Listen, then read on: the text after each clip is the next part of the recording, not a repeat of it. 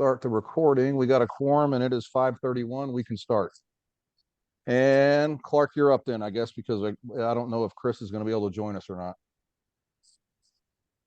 All right. Nothing like going on the fly. Hey. So, Thanks, right? Yeah, that's right. I know the minutes of And we got Ann here. Let me promote Ann. Ann just joined.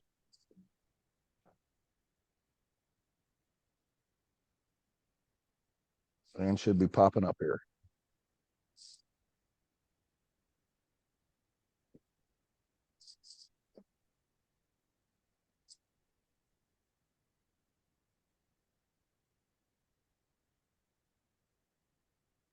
Thanks, Greg. There you go. Hi, Ann. You're welcome. Hi. I guess the first order of business would be to review and approve the minutes from last month. And I have them. Can you see them?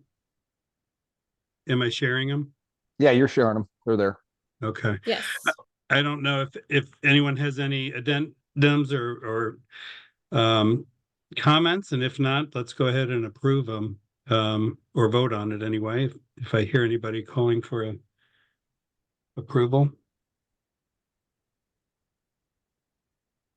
Does anyone want to make a motion to approve the minutes? Well, it's not letting us scroll them to read them. Oh, I thought you might have. Yeah, they were sent out. Were they? Okay. Yeah, I'll make a motion to approve those minutes. And I'll second. Any other further discussion? Steve, is there anything you want to look at? I'm scrolling, so I can. I'll take your guys. Okay. I guess all in favor. And Chris has joined us. Let me promote him to a panelist. He found a way in. Maybe that's him downstairs. And hold on a second. David has a question. Let me allow him to talk.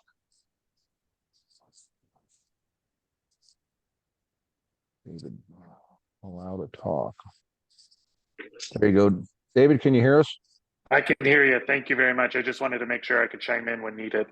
There we go. Gotcha. Awesome. Thank you. You're welcome. I think I should have everybody set up now to where everybody can talk and hear. So Okay, I was just playing the role of you briefly. We were just about to approve the minutes. Okay. It's been a motion and it's been seconded. So I guess we use the raise your hand function. Is that how we would do that here? Or just raise your hand if you're on camera? All in favor of approving the minutes?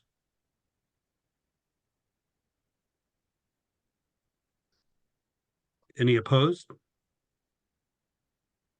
So the minutes of last month were approved. That looks pretty dark. There you are. Yeah. All right, Chris, you going to take it over from here? I certainly can, although it was very nice sitting back and watching. Well, until you get settled, I can, if you like, I can just read our The agenda. yeah, let's see if this is this the minutes or the agenda? This is the minutes. So I'm going to share the agenda.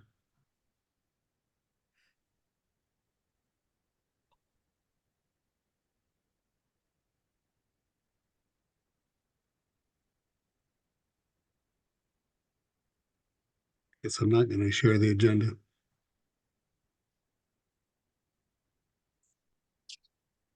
All right, can you see? I don't think so. No, I only. I'm going to turn it back over to you, Chris. Are you Okay. trying to screen share, Clark? I was sharing, but then I froze up. We have an internet issue today, so. Oh, okay. I thought you didn't have the right privileges, maybe. No, I was sharing earlier, so. I got here after you all took roll call. So can you tell me who all is with us? I see Ann. We're all here except for Carrie.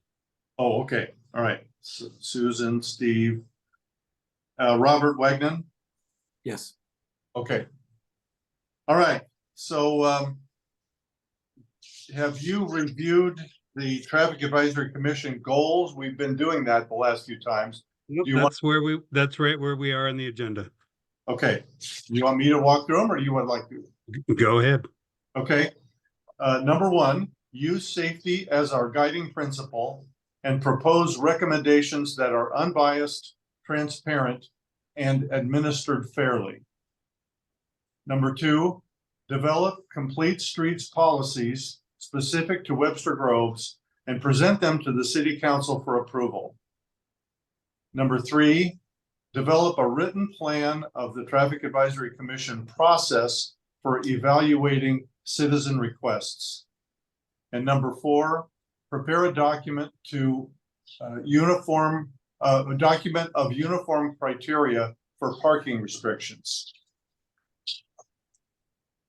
Now, the next thing on the agenda is to invite attending citizens. Do we have anyone on the who's tuned in here that we want to get input from?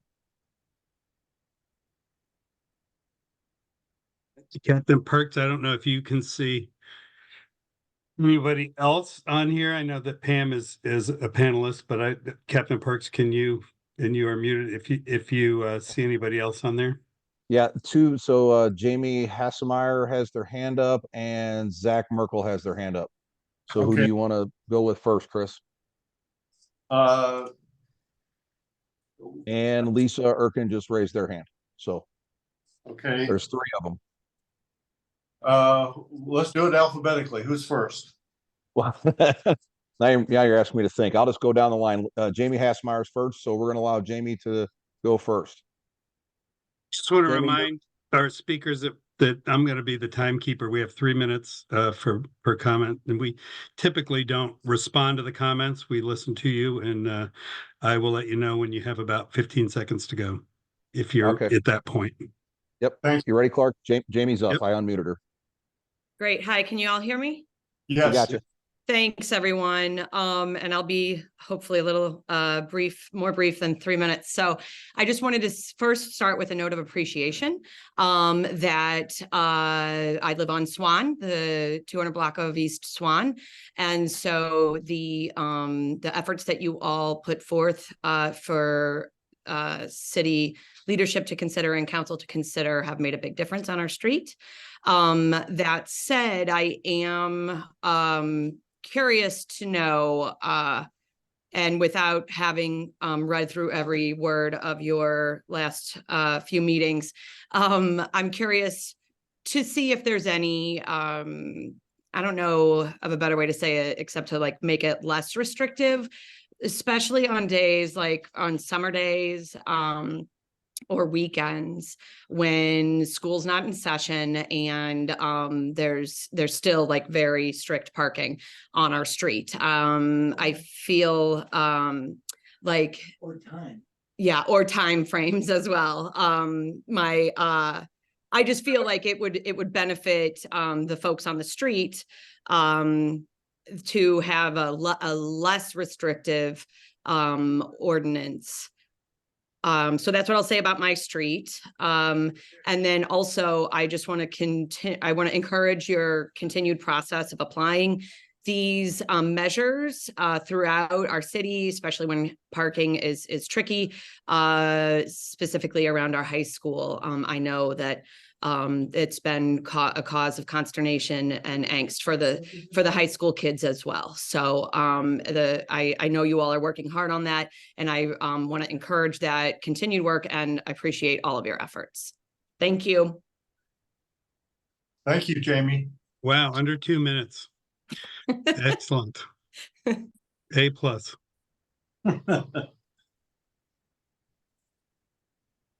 And who do we have next? All right. We have Zach Merkel. And Zach, can you hear me? Yes, I can. Can you all hear right. me?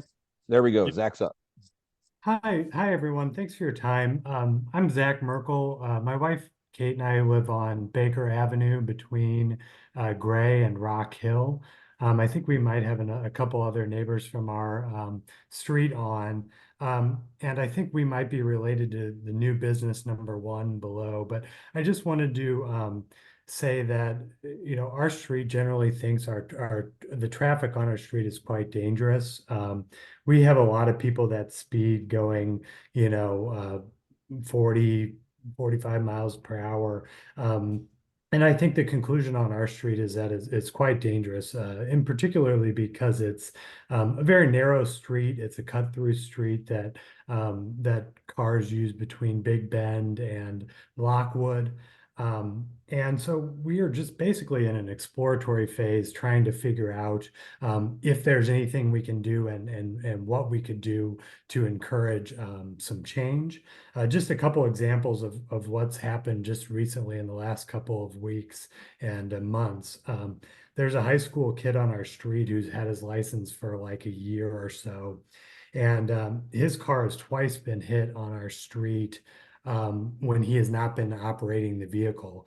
One of them, which actually kind of prompted the action in the last couple weeks, was him and his sister were getting ready to go to school, and a car kind of rounded the corner onto Baker, went right by my wife and almost hit her when she was on the other side of the street. Did a head-on collision with this high school kid who was sitting in his car with his sister, and forced it up on the sidewalk. And so this sort of thing is obviously concerning to all the kids and frankly anyone who is on the sidewalks, who play in front yards. There's a lot of concern there. Another example of what's happened recently was a trash day where there were 3 separate cars that hit 3 separate trash cans. One of them destroyed a side mirror in front of our house and knocked our trash can over. 2 of our neighbors had their trash cans shattered by cars going at very high speeds.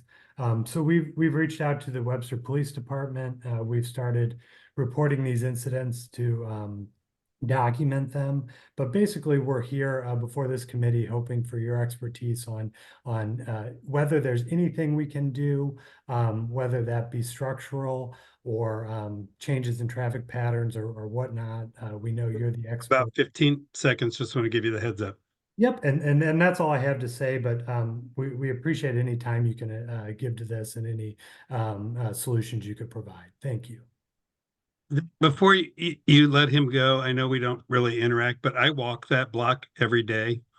And I'm curious if there are any particular times, or is it just, it doesn't matter what time it is? It really doesn't matter what time. If you stand for 10 minutes on any given time, you will see cars flying by. And I do think it's because it's a cut through street. I understand people just come right off Big Bend, but it's a very narrow street, unlike some of the other cut throughs. And so it's really quite dangerous. Thank you. Thank Jack, you very much. You want to leave some contact information for follow-up with you? Sure, absolutely. Feel free to contact me at any time, anyone. It's my cell phone is 636-448-5572, and my email is ZME. I think we might have that. Did you send a letter into Captain Perks? I believe so, yes. Okay. Yeah, we should have that. Thank you. Before we move on, Acting Chief Perks, did you want to suggest a response to that question, what he does next? I know I saw the other day the fix-it form. Would that be an appropriate thing for him to use?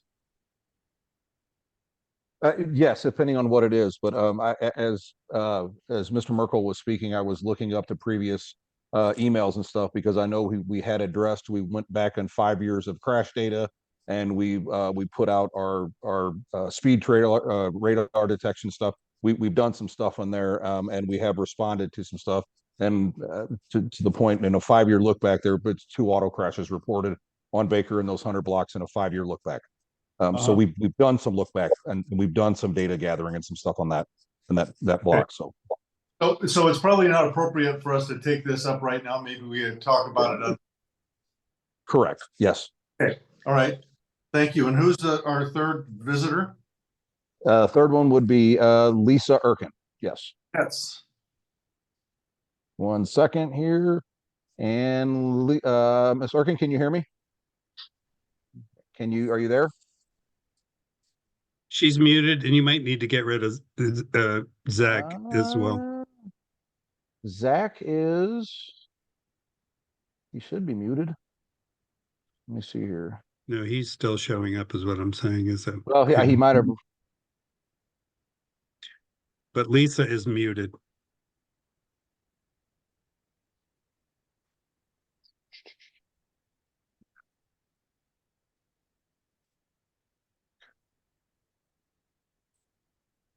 Let's see here. 1 second here. I know, Zach, I'm going to lower your hand, and then I'm going to see if I can't get Lisa to speak here.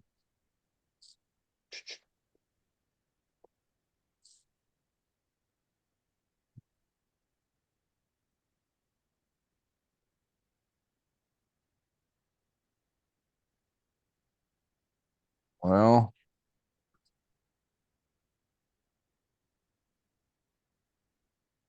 not letting me let her talk. Does she need to unmute herself? Might be. Lisa, are you still with us? Can you hear us?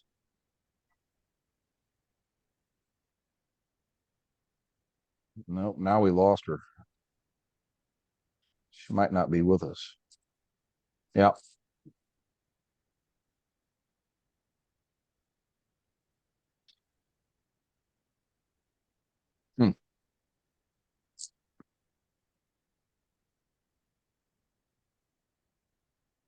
Well, I think Yeah, I don't have her anymore.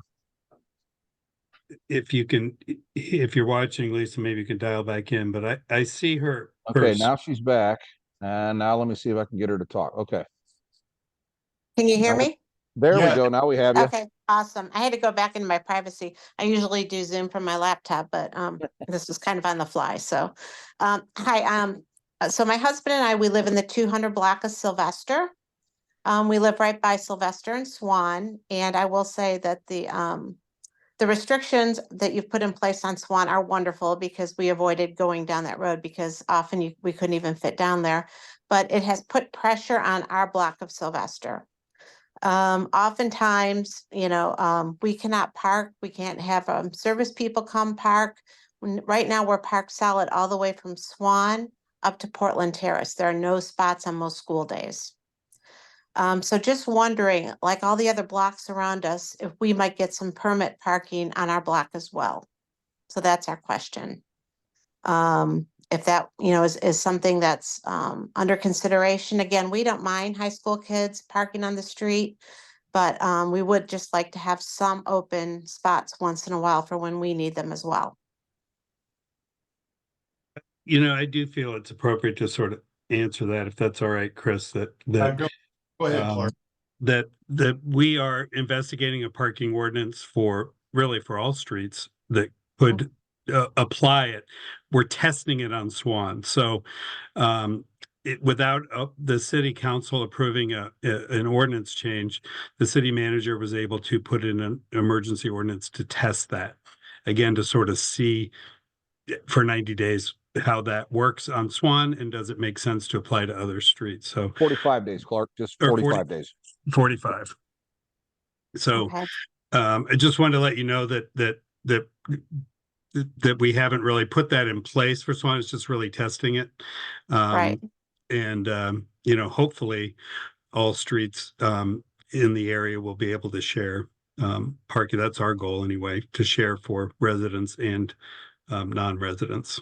Yep, that would be awesome because I did do a little drive around the neighborhood and I think we're one of the few blocks close to the high school that has no resident parking on it.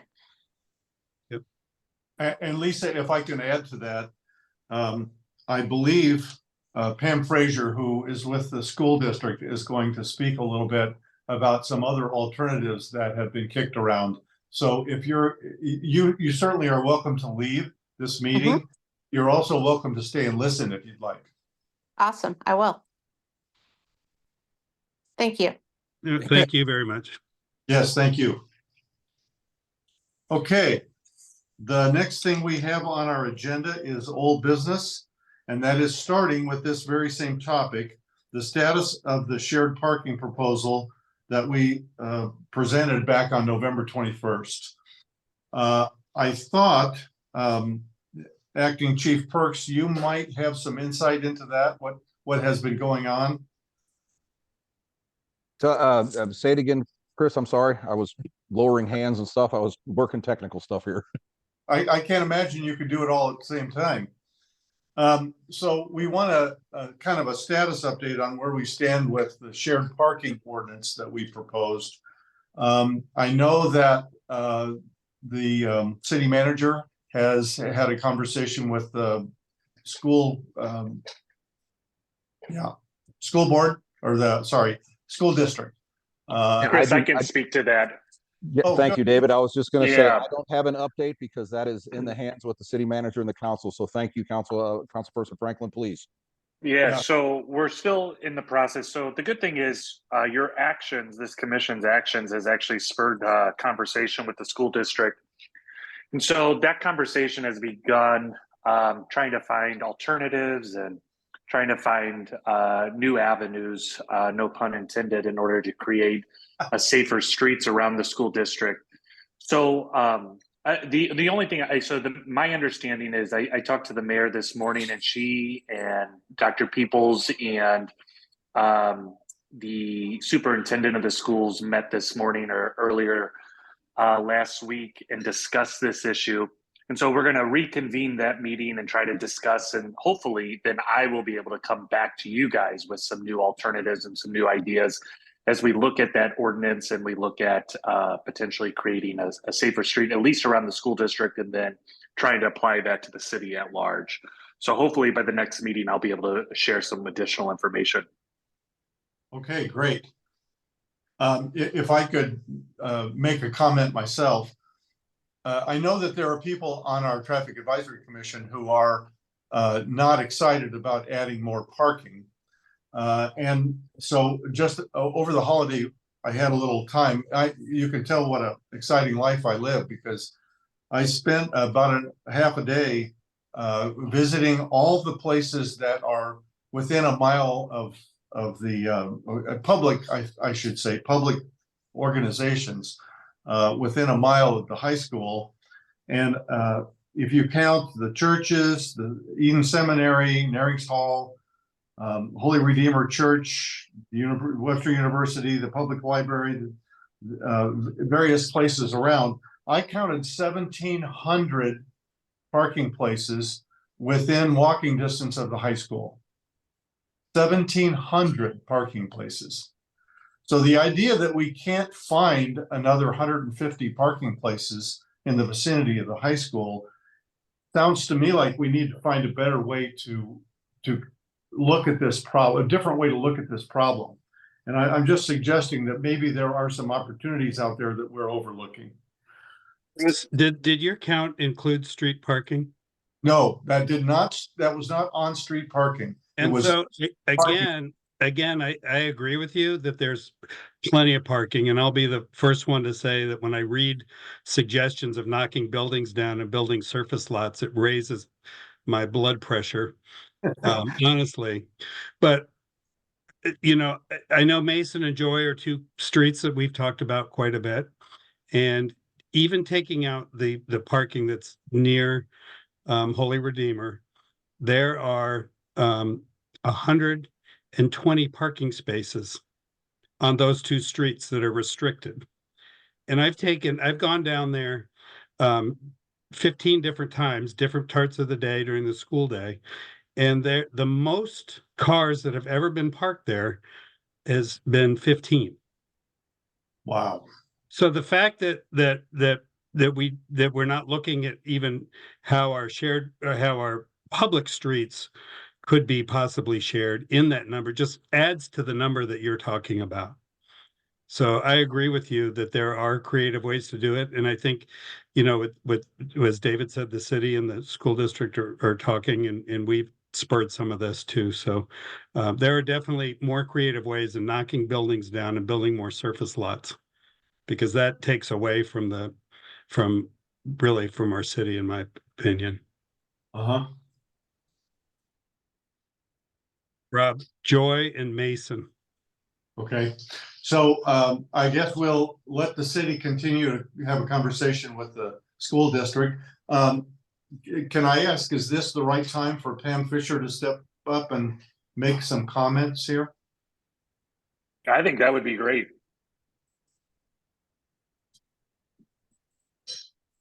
Hello, everyone. Hello? Hi, Pam. Thanks for having me. We really appreciate it. And as was mentioned earlier, I think to the work of this committee, it has spurred on a lot of discussion about parking. So thanks to all of you for your hard work. Because we have also been researching different things that we could do to expand parking. As Clark mentioned, we don't want to, though, take down buildings to expand parking, but we do have a few options. And one thing that's going on too, and I think probably most of you are aware of, that we have a couple construction projects going on at the high school right now, and that is just adding to this. We lost about 10 spaces on one of our lots, and then we also lost street parking because of the workers on the projects need a place to park as well. Those projects will be done in April. They're both scheduled to be done in April, so those spots will be freed up. So we'll have those spots. Like I said, we're looking at some other options. As you know, we don't have a lot of grassy areas, but we are looking to see, are there some options where we could expand some of our parking. Something else that we're looking at, in the past, we've done what the high school has called partner parking, where they've encouraged students, two students have to go together to rent one of our parking spots. They quit doing that during COVID just because we didn't want students in the same car. But talking to the principal there, that is something he's looking into doing again, and will reinstate that for next year to encourage the partner parking. So then two students will have one spot, and then it's up to them to decide who drives on that particular school day. So that would help as well. We've also, in the past, we've reached out. We did rent a spot from Peace United Church of Christ a couple of years ago, rented their lot. Had really a hard time getting students to park on that parking lot. They just didn't want to walk that far. Have reached out to them again, to Peace, to see if they'd be interested. I'm not sure, since they're selling it, if that's an option. But then we're also trying to think of ways to encourage the students or incentivize them to park on that lot. So that's one of the other things that we're looking at. And just other ways we can encourage them to carpool, not just when they're on our parking lot, but when they're parking in the neighborhoods too. Are there ways that we can incentivize them? And as David mentioned earlier, there was a meeting just today between the district and the city. So we should have more to update at the next meeting, as we're looking to try to find solutions without tearing down property or spending millions of dollars on parking structure. But we are looking at ways to help, and we want to be a partner in the community and help try to find some ways that we can minimize some of the parking.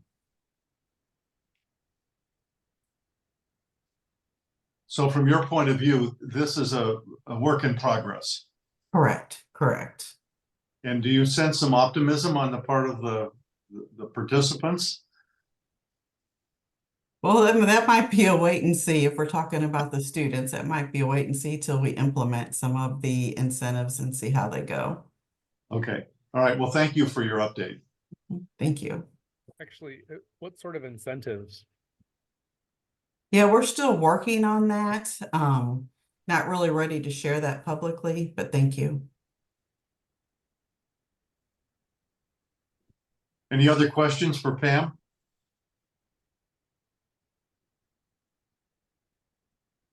Any other discussion about the proposal?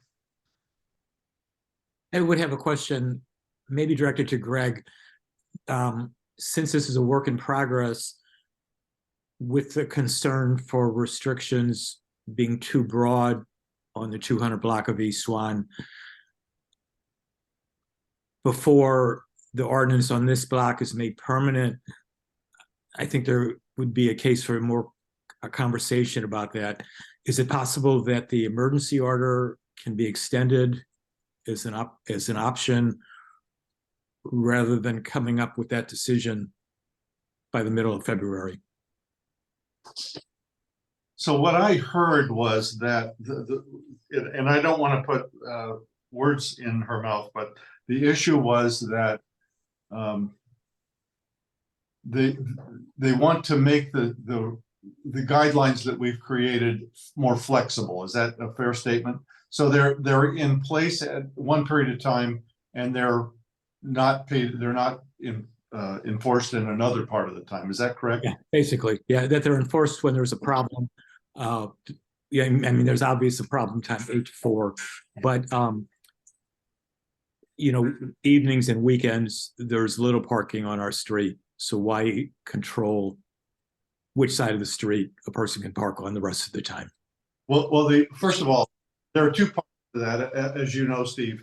The part that has to do with safety, the part about the width of the street and where parking can occur, that pretty much has to be, you know, we're not going to have safe times of the day and unsafe times of the day. Well, I don't look at it that way, Chris. So my question is an opportunity to talk about it. I mean, you know, we can debate what you're saying there. We've talked about it in some emails. So whether this is the time we want to do that or whether there's a chance down the line to put that out, because I don't think we can do the safety argument when in fact there's no safety issue after 4 p.m. or on the weekends.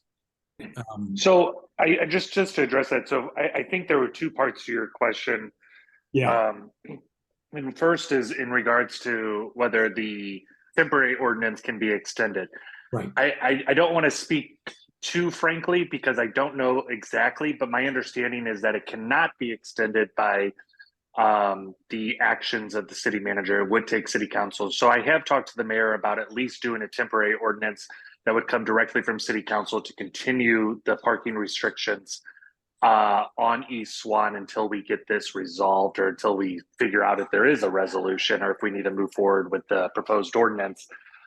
So I would hope that until there is a full or complete resolution that we would be able to continue the limited parking restrictions that we already have in place and potentially looking at additional streets around the high school to do something similar in the short term. In regards to making amendments or alterations to the parking restrictions, I think that is definitely something that is in consideration by council that we're looking at as we move forward. So I think that both of those issues are being addressed or at least looked at right now. I would hope that in the short term, we'd at least be able to have a Band-Aid. And then as we look long term, we'll be able to actually create a healing process. Yeah. Yeah. That sounds like a plan. Thanks, David. Yeah. Thanks, Dave. Okay, if there's not more discussion about the parking issue, the next item has to do with an update regarding complete streets. Clark, do you want to step in? And I don't think we need to spend too much time on this because I do think that the grant from the Safe Streets for All that the city has received, and then the moving forward with a committee and then developing an implementation plan falls right into line with complete streets. I'm very encouraged with the direction that's coming out of City Hall to taking this part seriously. And I think going down two parallel paths is not necessarily the right answer. I would look at the grant, and that process is really part of our complete streets process moving forward. Okay, I know a lot has changed in the time since our last meeting, but the way we left it back in November was that we were going to investigate a presentation probably by All Trails. TrailNet. TrailNet. Yeah, I've talked with TrailNet. I've met with them, and I've sent to the mayor and the city manager sort of their recommendations, and that's all being folded into, I think, this process of going forward. So I think we're really moving in the right direction, and that part of that is because there's funding attached to it, and with the funding comes, you have to really act. So I hope that we, as they develop their timeline, and I sent the link out. I would encourage all of you to watch the city chats from earlier in the week or from last week that talks about this. And I hope that we are consulted on some of the demonstration projects, and because I know they worked really hard to put this grant together, but there might be some things that we've thought through that might not be on there that possibly could be added. Right. Well, Well, I hope that whoever does it, I hope that there's some effort to bring the citizens of Webster Groves along with this effort, so that we're not caught when we're ready to do something, having to educate everybody all at one no, time. that's all part of the grant process. Right. Believe me. And luckily there's people that will be helping the city that know this process. And so it's very encouraging. Good. All right. Thank you. The next item I have for old business is an update on the restriping of South Elm between Lockwood and Big Bend. Has anything happened there? I'm not sure how much we were supposed to table of that until after we received the data, and now we have the data. I don't know how well it's been broken down for us. I went through and talked to some neighbors and basically just confirmed what they'd like to see changed after Steve's suggestions at the last meeting. So I feel like I'm not quite sure where we were with moving forward and where we were with tabling it, but I have distilled the residents' desires into a slideshow, and I think it also coincides beautifully with the Safe Streets for All grant that we've just received. And I watched the City Chats meeting, Clark, and was so excited about it. And I think there's going to be amazing overlap. So do you all want me to go ahead? Oh, do you want me to share my screen and just go over quickly what we'd like to see? Yeah, that's possible. That would be great. Okay. Leave it to a teacher. They know how to share screens. Hey, I have not done it yet. Hold on. Okay. Let's see.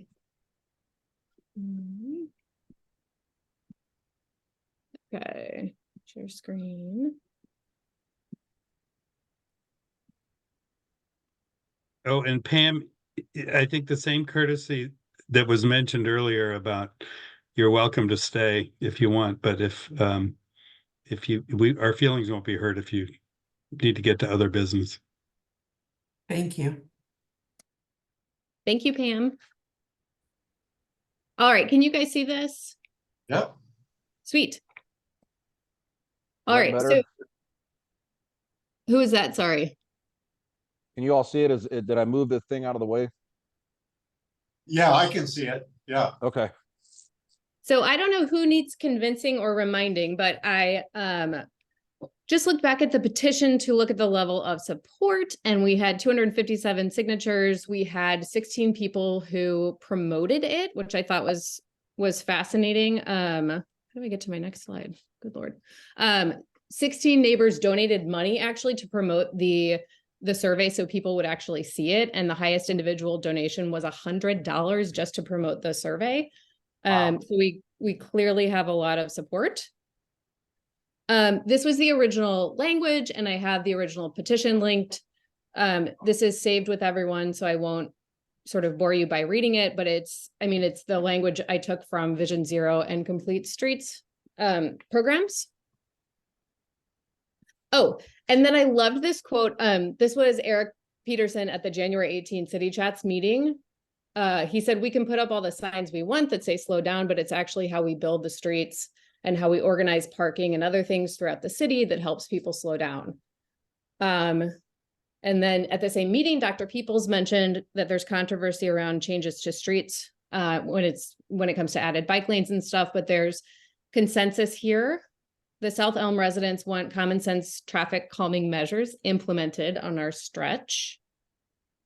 And here are basically 4 things that we would like to see. So enforcement, and I'd like to do a shout out to Perks for having an officer sit in our driveway a couple times. We were very happy about that. So enforcement, setting a timer, mounting a camera, paint, and signage. It's very simple, I think. And I think that there's probably not controversy with a lot of these things.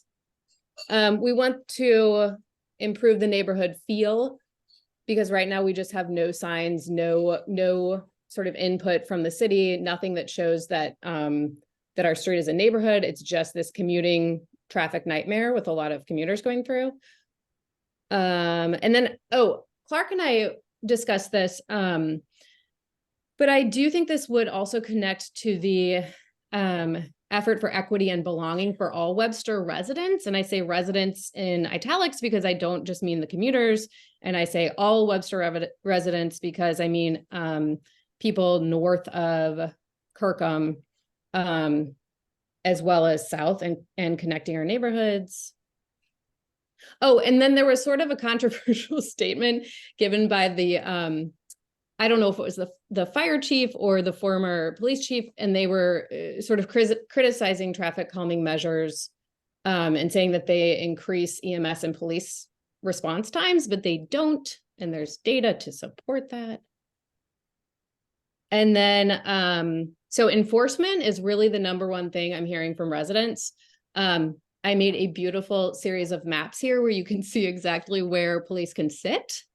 And if they sit farther back on these streets, I've heard police say, well, we can't sit close to the intersection because we'll be in the way. But if you sit farther back, you can still have a presence and be seen by the commuters and still have an effect. And then this intersection, this is the infamous Swan and South Elm intersection. There was a toilet right there for a while. But there's an idea to set the lights to blinking red on weekends and all non-rush hour times. But I actually want to see data and ask Carrie for her expertise about safety and if people actually stop with blinking lights. And I also have this picture in the middle, where perhaps we could put a sort of stop sign in the middle while we're talking about restriping it. Oh, red light cameras, safety cameras. It looks like they're back and they're legal again, or they're going to be legal again. And just having a camera at the intersection or two cameras in both directions would slow people down.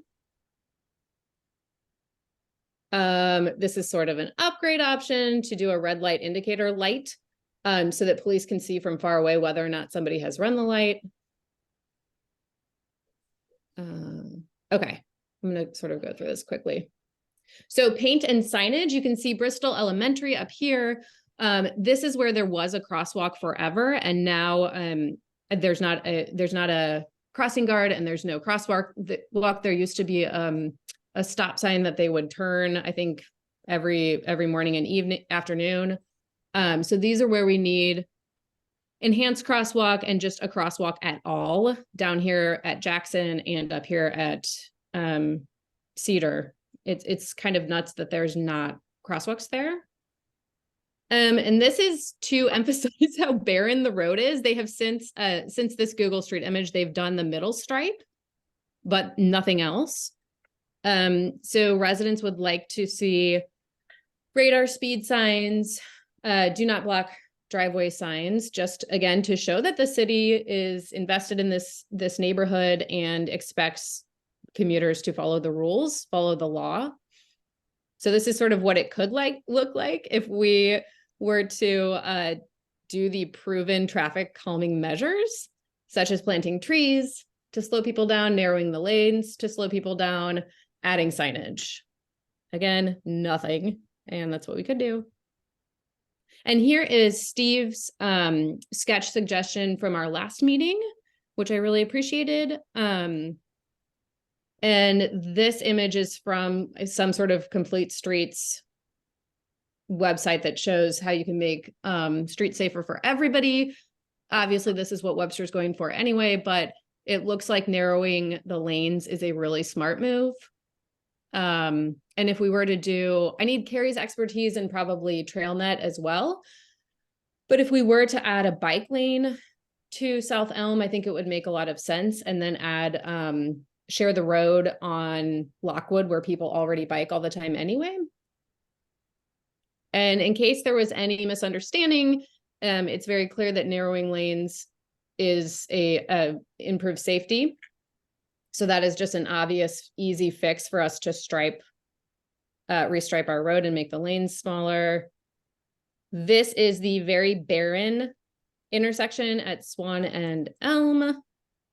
And I wanted to steal ideas from South Geyer, where they, I think Carrie said she even worked on this, and they put forth this effort just to make it safer for pedestrians. So you can see the signage, you've got the radar sign, you've got the warning that pedestrians are coming up ahead, and then you have the actual crosswalk up there. All of this shows that the residents care, the city cares, the police care. And again, where's the paint? Where's the signage on our street? There is nothing. And it's, maybe one of the busiest streets, top 2, 3 busiest streets in our town. Mm-hmm. Okay, so I think I'm about done. I think we need input from Public Works. There was not input from Public Works about the South Elm memorandum that Carrie wrote, and we just got the very negative and sort of confusing responses from fire and police. And then I tried to think through the data. That is not what I teach. So 85th percentile speed on South Elm was 36 miles per hour, which is what, like 11 over the speed limit. So that's kind of where I am. And then, this is also from the petition. People supported adding signs to show that we care about our kids, cyclists, entire community. There's just nothing. And I can't imagine these signs and labor to install them cost that much. Here's another complete streets design, which we could do at the South Elm and Swan intersection. Other striping ideas. I think residents are sort of confused because there's no reinventing of any wheels happening here. It's just sort of stuff that already exists, like these, like the brick pathway that makes it a distinct pathway for pedestrians and shows cars that it's time to stop. And then I think these are my last 2 slides. I'm excited about the potential of connecting historically Black neighborhoods up here with quote unquote Old Webster down here. And I know there's an equity social justice component to the new grant. And I think this makes a lot of sense to maybe do a roundabout here, something where, there's no sidewalk here on the south side of Brentwood. And I've seen kids on bicycles there. It's just crazy. And it does not promote belonging and a welcoming feeling to connect us all. And that is it. That was a lot. Thanks, Ann. Yep, you're welcome. So where do we stand with this? Is this on the radar for the grant that we got, or is that grant money all spent? And do you know what the status is of that? We've got like millions, right? New money. Yeah, it's not one of the identified demonstration projects that were in the grant request, but that's not saying it couldn't be added in. So I think this is a perfect opportunity for a demonstration project. I mean, honestly. So are we sort of in limbo now until the new team gets put together for this effort? I would think so. Okay, all right. I believe so. Any other comments on that? Paul, on the one hand, it feels like it's as easy as just having Public Works paint things and install signs. And on the other hand, it would be this huge endeavor if we were to go through the grant process. So what can be done more immediately? The petition was from October 2022. Okay, I know the sign stuff that you were mentioning can be done by us. I know a lot of it mostly just needs to go through the ordinances and make sure that we're compliant with that, and that'd be working with the Webster Groves PD.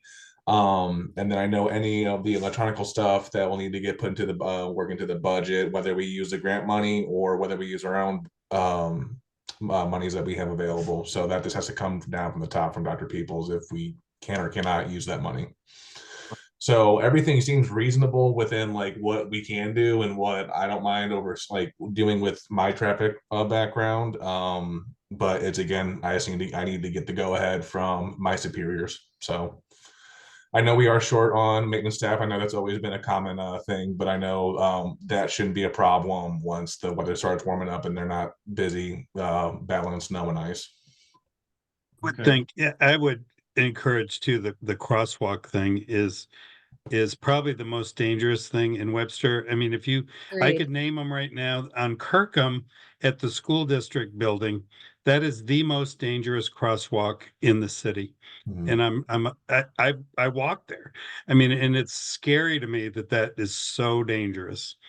If you go to, Gray and Lockwood, there's a little blinking sign there, but that is a very dangerous thing. And I think, attention to our crosswalks and what we're using for signage is something we really need to be investigating, because it doesn't, and just on Elm, I mean, I am so with you that why don't we have crosswalks on those, Cedar and Jackson?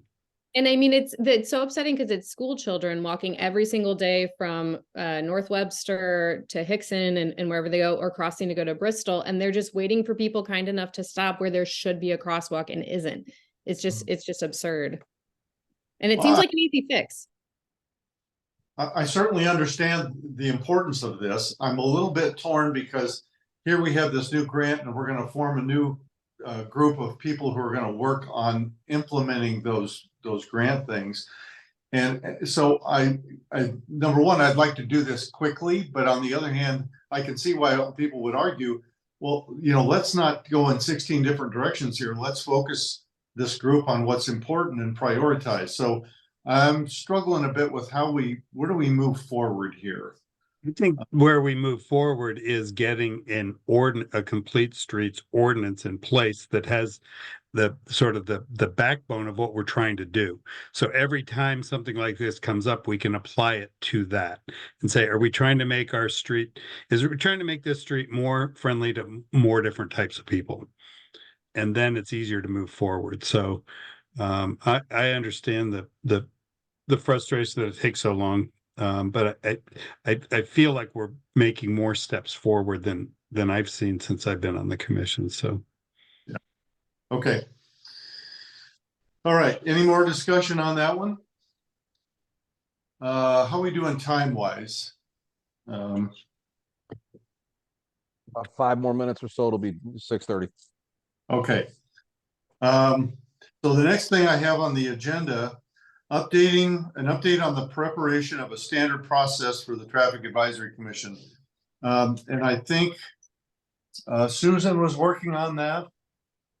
Well, I had a thought. I don't know if this is possible or practical, but I was looking around on the Webster Groves website. And when you click on the commissions, then there's our commission. Would it be possible to have a connection there like the Fix-It form, where they could, I think it would be easier to keep track of things that way. First of all, like who's making the comment, when, that kind of thing. It would go directly to us, because it sounds like now sometimes things go to the mayor, sometimes the Fix-It form, sometimes I don't know. Sometimes by email. Yeah. So if we could have some central portal for people to send us comments, I think that's a place to start. I don't know if that's possible on the website or what everybody else thinks of that, but that's the logical. Yeah, I agree. So I had a conversation with the mayor about this as well, just trying to figure out, because the last thing I think we want to do is send you guys down rabbit holes or down paths that the council might not necessarily have an appetite for.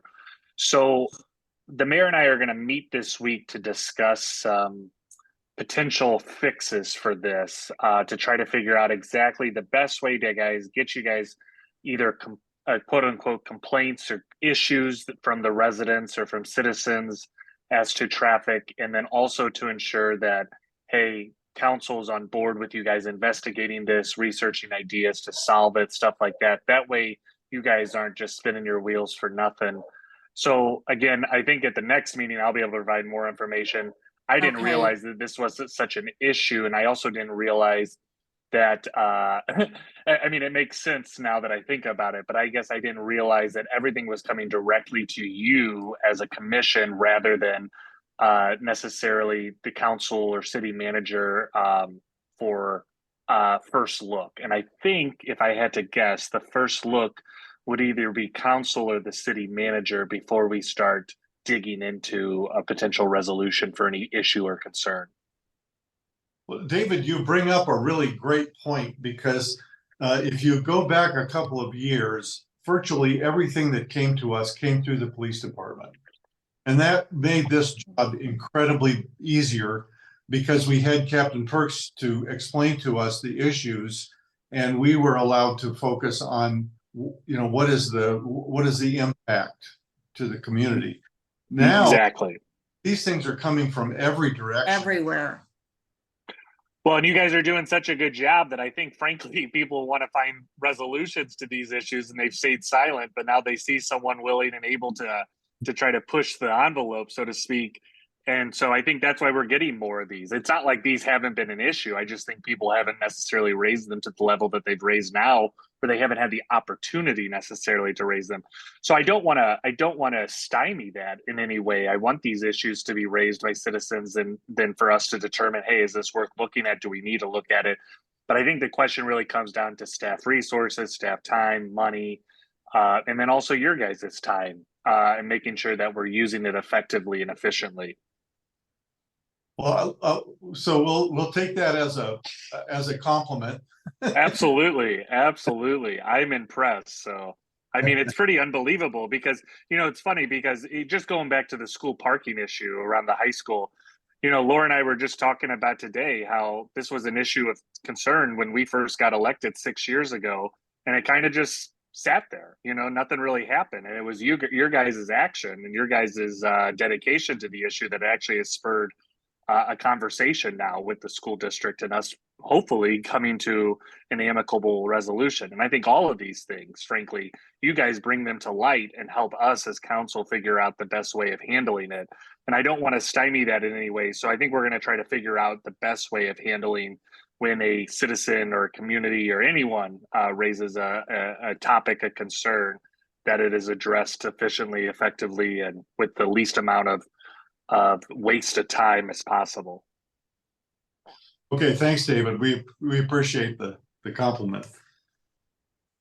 I was going to go through all the items that we have on hold on the action items list, but I think maybe a better use of our time would be to cover quite a number of things that have come from the public since we last met in November. Do we have an appetite to stay just a bit longer, or would people like to adjourn at 30? I think we need to cover a few. Yes, Yeah, I agree. Okay, all right. I've gone back through all my emails and I've written these down, the individual who brought it to our attention and what the issue was, and maybe we can cover these and get through them quickly. We might be able to resolve some of them. So the first one came on December 12th. It was a gentleman named Nathan Hardage, and he was wanting an ordinance on the 200 block of East Swan, and it was having to do with the crowding of the parking. He actually sent a couple of pictures showing that during the school day, that street is parked in solid. Now, I think, I don't know the width of East Swan, but I think that we might, that the new parking proposal might address that. Chris, that's the block we're testing. That's the block we're testing, Chris, where the emergency ordinance is in place. Okay, so I think his problem was that during this testing period, have we got the area that's where there's no parking divvied up between residents and non-resident, the public? Yes. Yes. is. So Yes. if that's true, then there should be parking available, at least half of it. To Yes, yes, This that request block, was prior, this request was prior to us implementing this test. correct. Good point. Okay, thank you for pointing that out. So we don't need to address that one because this Been test addressed. this test period is part of that. Yes. Okay, may I, if I could move on? The next one came on December 17th. It was a gentleman named John Reeve at 48 Mason. And he says, and he had attached both a petition and a very lengthy petition and a long list of alternatives. And I've got a copy of that here someplace. Hey, Chris, that's really ongoing parking ordinance. That's what they were. Okay, all right. So we can address that one with our parking process. The next one I have is January 4th. It's Joel Courier, I believe it is, at 519 East Jackson. He says that the intersection of East Jackson and Sydney Place, there's a visibility problem. I drove over there earlier today and I absolutely understand what he's saying. This Sydney Place is a very short street, and where that street meets East Jackson, across the street is the park. And kids come up to that point and cross the street there because on the other side of the street, the sidewalk continues into the park. So it's the natural place for kids to cross. If you approach that intersection from either side, but particularly from the, what would it be? South, I think.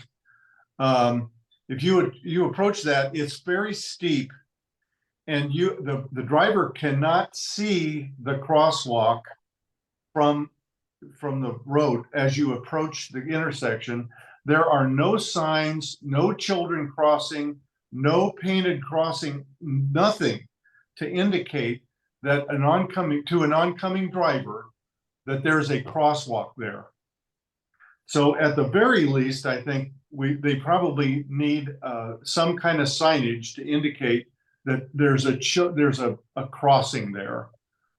I wish we had Carrie with us. She could be very helpful, but I'm thinking that is a reasonable request. Now, whether it makes sense from a traffic engineering standpoint, I can't address that. I'm not qualified to say that, but certainly I think he has a point. Well, Chris, this is one here. The TAC doesn't need, this one's already been sent over to Public Works, and this is one where we have ordinances in place on this, or crosswalks and stuff. I'll work with Paul on this one and Public, where we can just look at our ordinances and that toward, this is not a traffic advisory. Okay. We don't need, you guys don't need to do anything with this one. We can just look at the signage and go to that, look at it, look at the measurements and stuff and install signage and that. And this is one of those ones. So That's why I think having everything come in one place would be great. Yeah. And then we can organize it. We can have a response prepared. Not, we're gonna solve. I agree, Susan. Yeah. Just we've Captain Parks- received it. Thank you. Okay. Captain Parks, wouldn't the same thing be true for East and West Jackson and East and West Cedar on South Elm then? That Public Works can just get the signage up, there's ordinances in place, get a crosswalk painted, Like essentially, as long as we have our marching orders to get it done, that's usually what we need, and that comes from city leadership. So, Correct. And then that comes from Vera, that comes from Dr. Peoples, and whatever we're told to do. Okay. So, as Yeah. long, and that's where basically, usually it will come down to, hey, what's the guidance on this? And then that's when we'll talk with, Perks and Jason Flannery, and then we'll kind of go ahead and go about the MUTCD and to double check our stuff and then give our recommendations. And then that's when we get our marching orders to say, hey, go do it. Okay. Perks, Yeah. can you talk to the appropriate people about that and get that going? Yeah, are you talking the crosswalks at Swan and Cedar? I'm sorry, and that. In Yeah, Jackson? Yeah. Jackson. Yeah, they used to be there. Before the construction was there, they were there. They just never were repainted once. The curbs are appropriate for Correct. crosswalks there. Yeah. Yeah. Okay, thanks. I'll work Okay. on it. Yeah, I'll work Thank on you, it. thank you. All right. I'm moving along here. All right, go ahead, Chris. Came on January 8th. It's a fix-it form from Marco Hernandez at 681 Clark. And he's saying that at the corner of Clark and a side street, Margaret, there are stop signs where Margaret meets Clark, but there are no stop signs on Clark. So a car can go through that intersection, you know, without stopping, of course. Now, I visited that one today as well. This one, interestingly, the intersection is at the bottom of a fairly shallow hill coming from both directions. And as a result of that, the visibility is perfect. You can see the signs, you can see the intersection. You can see far enough up onto Margaret in both directions that a driver can see if there are people coming or cars coming. So I have a hard time justifying that one. So I think that one needs someone to look at the history to see what incidents may have occurred at that intersection before, but I would have a hard time supporting that one. This sounds to me like the issue that we've talked about before, the existence of a sign that says cross traffic does not stop. Yes, That would do it. that's a great idea. And again, Steve, to follow up with that this intersection there, I did forward that one to Public Works, to a study in the spring. We need to see what the traffic volume is for the main road there, for the main one, and the subsidiary street, to see if it would even meet the criteria even on our lowered one, based off of the MUTCD recommendations for a stop sign, for a secondary stop sign, you know, for a four-way there, to see if it even had the numbers of to make it a four-way stop versus just the other stop. We'd have to study the intersection of that, or just a cross traffic does not stop. Yeah. So we'd have to study the intersection. Yeah, I think that's a great idea. I'm sure that's what is required. The next one I have is the one that Laura Erkin spoke to us about earlier. Her street is packed with traffic from where is it here? So it's That's Sylvester. yes, between Swan and Big Bend. Yeah. So I don't know quite what to say about that one. I think again, that's part of our, Yeah. if our ordinance gets through, that would be addressed. It'll make some space available for residents, and I think that's what they're needing. Okay, the next one came on, I guess this was an older one. I don't know why I have it out of order. It was on 1119 Elizabeth Miller. Congested traffic due to the grade school. Oh, okay. This is on Atalanta, and it's between Glen and Bompard. Now, there's a grade school there. And what she's saying is that during the morning and afternoon, when cars come and drop off or pick up children, that there's one lane of parking on one side of the street, and the street is not wide enough for the people to drop kids off and traffic coming from the other direction. And her recommendation or her ask is that we consider making that street one way. Now, I know there are all kinds of complications to traffic, and you have to think about it more than just deciding it's going to be suddenly going to be one way. But I admit that whatever the problem is today, it's not a good situation. If you got traffic, Chris, may I interject here on this? This was studied and done in 2019. Okay. And the entire thing, there was safety enhancements done. We've collaborated with the school district, and we brought in all kinds of different signage and safety signs, blinking signs, and the drop off and pickup was changed and all that. The school district themselves changed their drop off and pickup at the school and everything, and all that was done. And we looked at the potential of making that roadway a one-way street, and it literally came down to this. This is a 10-minute problem twice a day. And it also has crossing guards. And the district, yeah, they have crossing guards and everything, and this is an issue for 10 minutes a day, twice a day on school days. Do That's they it. have crossing guards there? Yeah. They do. Yes. Yes, they Because- do. The way she wrote it up, it sounded like the kids were just kind of wandering between cars. No, okay. And then in that case, I absolutely agree. A 10-minute problem, does. This is twice- drop off and pick up 10 minutes a day, twice a day on Yeah. school days. Agree. Although if there is a safety issue, meaning it doesn't matter if it's 10 minutes both times, if kids are crossing through traffic. I mean, the way she wrote it up is not that there were crossing guards there. So I haven't visited it during the time, but I don't think it's a good answer if it's not safe for those 20 minutes for kids. But if it sounds like it's really been studied by the school and the city in the past. So I would, I would defer to that, but I don't know if something's changed, because I know I live right next to Bristol, and they changed during the pandemic, they changed their whole drop off and pickup. So I don't know if they've changed that at Avery also. But I think it's worth looking at. They redid the entire drop off pickup and everything, and there are options for everybody to do that. And here's what it boils down to. If a parent wants to drop their kid off, what it comes down to, if a parent stops in the middle of the roadway and lets their kid out, that's on the parent, and there's nothing that we're going to do to change that. And that's what's doing. So if a parent stops in the middle of the roadway, opens the door and lets their kid out, What are you that's gonna on do? that's on a parent. And that kid is running then through traffic, changing a roadway to one way or change, that's not on us. That's not on the district. That's on a parent who's doing that. So again, the options are there. They changed all the drop off and pickup. This was done in 2019 and completely redone. And so And my head is with you 100%. My heart, it would be broken if we had a kid. agreed 1,000% with you, Chris. Absolutely. And again, but we need to put ownership on, do what's right. The school district is offering you the safe routes. The roadways are there. The drop off is there. Follow the rules and do what's right. Yeah.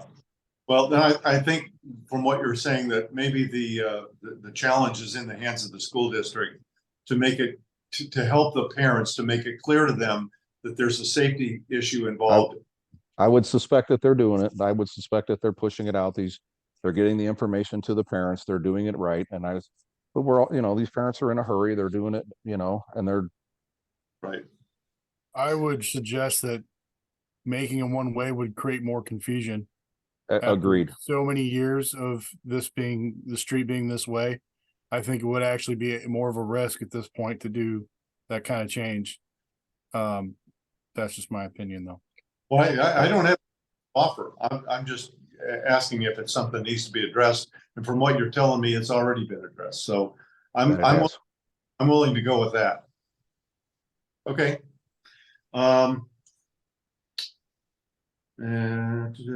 And then Eric, the last one I had, it was the one that you sent off. And I guess that's all going to be part of our parking initiative. Okay. One thing to add, Chris, on your parking recommendations. initiative. Yes. One thing to add on that, the Plymouth is only 20 feet wide. And to go with the entire your overall parking thing, to make that any kind of parking on Plymouth is just non-feasible. It's too narrow. Okay. If you park any cars on there, you'd have to make Plymouth one way, and then you would restrict the entrances and exits on Webster U's parking lot and the condominiums there, because they have a back lot there off Plymouth. And Plymouth is too narrow. It's only 20 feet wide. The one Okay. I found interesting was Plymouth because Sergeant Flannery spoke with Mara Perry about the ownership of that strip of property right there. And right now we don't entirely know who even owns that stretch of Plymouth. So we're still looking into that. But I thought that was interesting, those parking spaces there.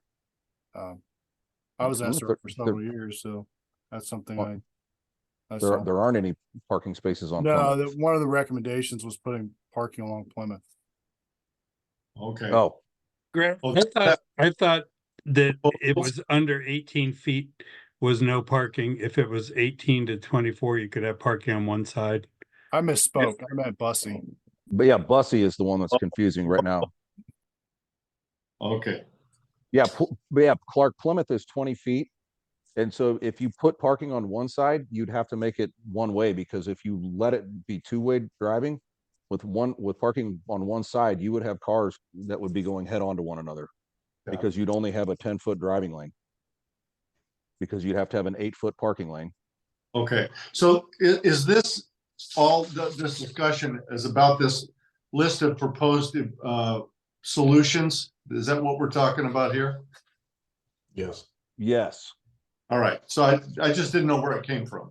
Yeah. And I was just letting you know that Plymouth is out for any kind of parking on those proposed solutions. Okay, Just couldn't have, and then making it one way, you'd have to get into negotiations with Webster University and the condominiums apartments there, because their parking lots are on Plymouth. And yeah. Okay. I don't have anything else. Do you guys have anything new that you want to add? I'd like to make one comment. I'd like to thank Chris, Carrie, and Clark for a great job at the city council meeting. I know it seems like 100 years ago, but thank you very much. It was very concise and clear, well presented. So thanks. Thank you. Clark is at his best when he's in front of a crowd. I can tell you. I will say this, you guys just get ready to start doing it again, because you're going to have to present to the council again and give them updates here real soon. Here coming up, you're going to have to give a presentation again about your progress and where you're coming up. So I will be getting with you, Chris and Clark, about what that's going to look like here in the near future. Okay, glad to hear it. Actually, Eric is going to be doing that, because Eric's going to be transitioning here in the next couple of meetings, taking over. So That's why I'm here. Eric, it's nice to meet you. It's nice to meet Yes. you too. I'm much nicer than acting chief perks anyway. Not according to my high school days. No, you're not. My wrists are still. Yeah. I was Paul's coach, by the way, too. Ah, Blast from the past. Yeah. Well, I sometimes stretch the rules here a little bit, and Captain Perks was always slapping my wrist, so I'll that'll be. gentle reminders, Chris, gentle reminders. Hey, thanks everybody. This was a great meeting. thank you. Absolutely. Thanks, Isn't that a- everybody. Isn't that an oxymoron? Yeah. Yeah, Great meeting. All right. Yeah, good meeting, everybody. Have a great Yeah, night. Good night, thank everyone. you. Bye. Bye.